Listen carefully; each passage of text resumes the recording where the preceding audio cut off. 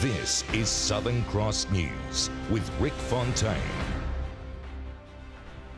Good evening, everyone. Labor insists its chances in the federal Braddon by-election haven't been hurt, despite Bill Shorten's embarrassing backflip this week on business tax. Both sides of politics spent another day on the Northwest campaign trail, opening the chequebook. Making another pitch to voters. Labor was today pledging $1 million to fix Devonport's Meercroft Park and trying to forget the party's own goal earlier this week, with Bill Shorten's embarrassing reversal on mid-size company tax cuts. His deputy insists that hasn't hurt chances in Tasmania's Braddon by-election. Not at all. We had a expenditure review committee decision that would have seen tax cuts for businesses below the $10 million threshold. Just a free kick for Liberal candidate Brett Whiteley. Well, I think the damage has been done, not necessarily to Labor, although that's pretty obvious, but the fact that we've left small businesses feeling, and larger businesses up to 50 million, feeling as though that there's one side of politics that has no interest in their future. His party was today announcing $4.4 million for flood mitigation works in Latrobe, devastated by floods in 2016. It's not just Labor taking flack over business tax cuts. It's still putting pressure on the government to reveal what its plans are for the GST carve-up.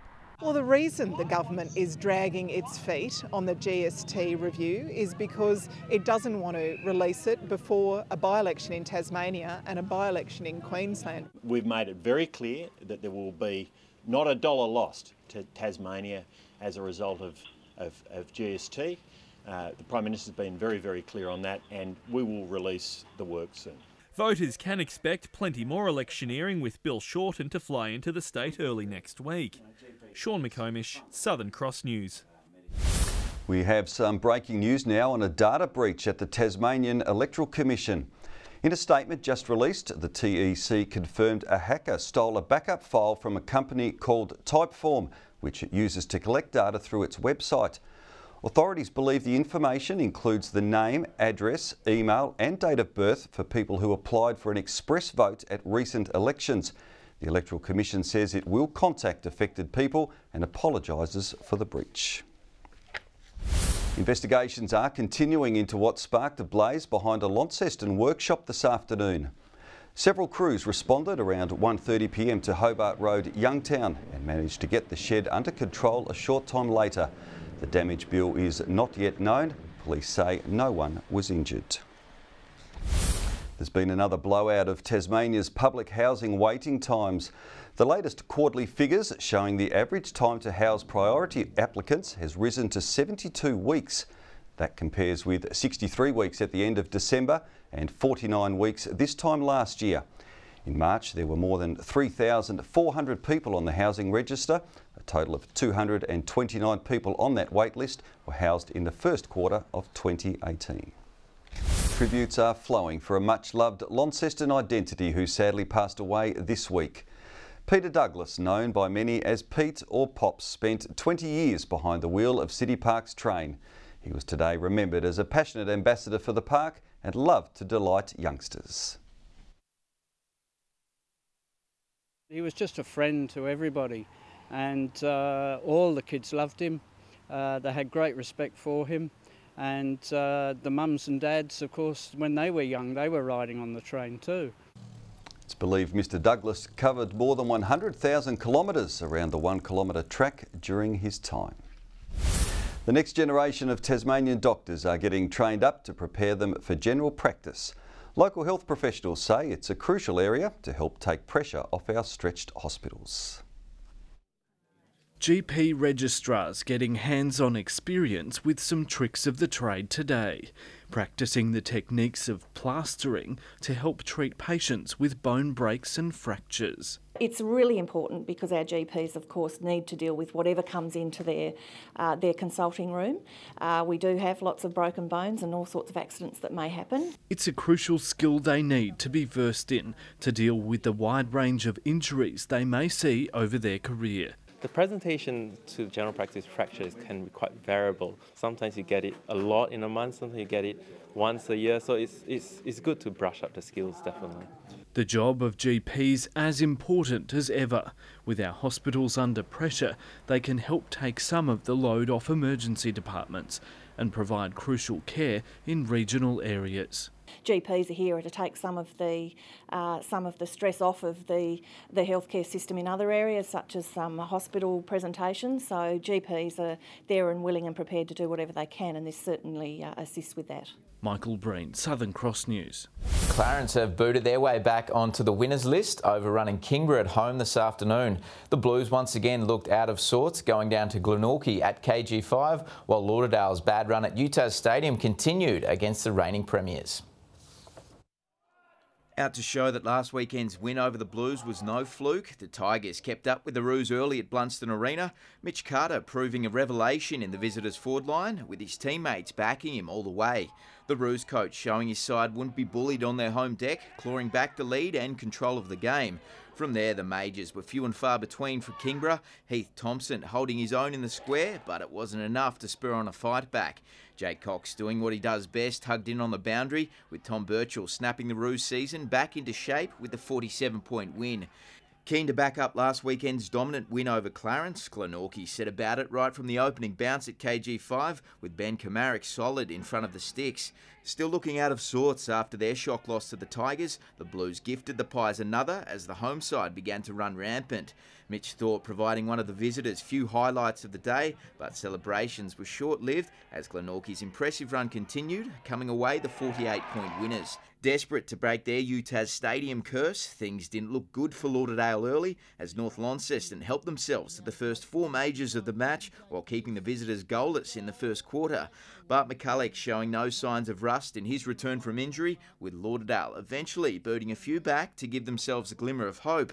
The reigning premiers managing to keep the visitors at bay, despite a slight second-half resurgence from their southern rivals, as Michael Tang put the finishing touches on the 26-point win. And the Hobart Chargers have sent a stern message to the competition, with both sides putting on a show in front of the home crowd overnight. The wins keeping the women's finals hopes alive and cementing the men as a true contender for the Siebel title. Making their intentions known early. The quick hands of Trey Nichols seeing his side in the box seat come the end of the first term, and if he wasn't giving them off, he was sinking them himself. Rarely misfiring this season, last night was no exception for NBL forward Craig Moller. Terry Masunda doing his bit for the cause, helping the Chargers along to a 13-point half-time buffer. Dandenong finding some range in the third, but the home side refused to let them back in it as Nichols found another gear. The American putting on 29 points, with the Chargers holding on to 4th spot on the league ladder with the 10-point win. It was the women who set the tone beforehand, however, stealing away to the early lead before taking complete control of the match. Kathleen Shear spitting her way out of trouble, notching up 15, with her side answering Coach Dwayne Davies' call to shape up or ship out. Clara Wisher putting an injury-plagued season behind her as the Chargers ran away with the game, storming home the 30-point winners to keep their championship dream alive. Still on basketball, and Tasmanian Chris Goulding has put on another strong performance for the Boomers overnight, playing alongside Aussie NBA stars Thon Maker and Matthew Dellavedova in the side's World Cup qualifying match against Japan. But the star power and the Tasmanians' accuracy from downtown wasn't enough to get it done, with Japan coming away the shock 79 to 78-point winners. The Boomers play the Philippines on Monday, but have already secured themselves a spot in the next round of qualifiers thanks to winning their first 4 matches. To soccer, and South Hobart have delivered Launceston City its first loss of the NPL season in a high-scoring affair at Darcy Street. The home side struck first, with Brazilian striker Renato De Vici making the most of some sloppy keeping.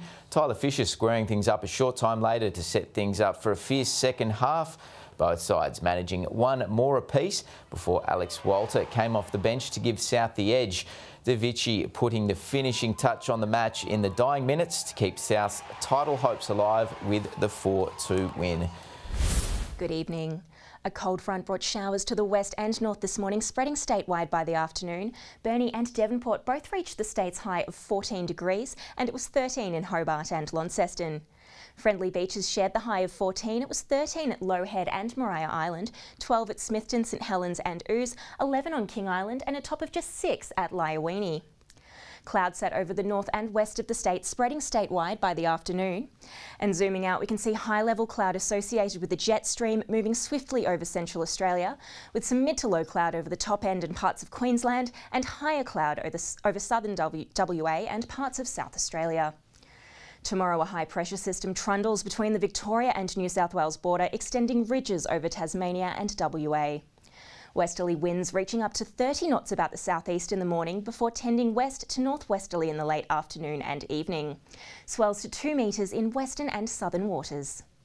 A few things to warn you about. A strong wind warning is current for northeastern waters from Flinders Island to St Helens Point and southeastern waters from Tasman Island to Southeast Cape. And there is a road weather alert for ice in most areas, so do take care on the roads tomorrow morning. A mostly sunny day for Hobart, 13 the top, 14 and mostly sunny for Richmond, 12 for Roos with a possible shower. Launceston, a frosty start before a mostly sunny day, warming up to 14 degrees. Devonport, partly cloudy and 14 also. Deloraine at 12. Burnie, partly cloudy, 14. Showers for Strawn and Curry. A mostly sunny 14 for both St Helens and Swansea. Whitemark, showers and 14. Jumping ahead to Monday now, showers about the west and north clearing through the evening, but fine elsewhere. Tuesday, showers about the west, south and possibly the north of the state, but mainly fine elsewhere. And Wednesday, morning showers for the west and north, which may spread statewide. Let's look around the country tomorrow. A frosty start for both Canberra and Alice Springs. Perth, partly cloudy, a top of 21. 23 in showers for Brisbane. Sydney, mostly sunny, 17. And a partly cloudy 14 degrees for Melbourne. And right now in Hobart it is 8 degrees and clear, Launceston 9, partly cloudy, Devonport also 8 and clear. And that's all the weather for tonight, Rick. Fabulous. Looks like a nice Sunday coming up. Thanks, Britt. Well, that is all your news for this Saturday, the 30th of June. Have a fabulous evening. We'll see you tomorrow. Good night.